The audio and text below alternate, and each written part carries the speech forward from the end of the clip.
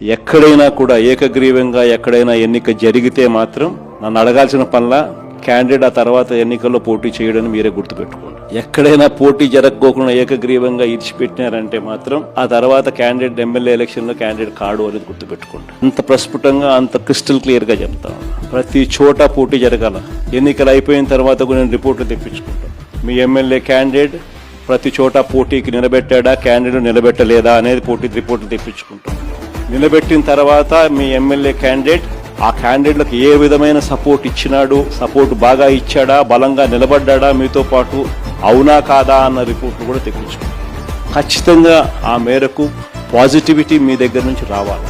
ఈ ఎన్నికలు మనం మన కార్యకర్తల కోసం గట్టిగా నిలబడితేనే కార్యకర్తలు మన ఎన్నికల్లో మన కోసం గట్టిగా నిలబడతారు అన్నది ప్రతి ఎమ్మెల్యే క్యాండిడేట్ కూడా తన సిస్టంలోకి జీర్ణించుకోవాల్సిన అవసరం ఉన్న అంశం.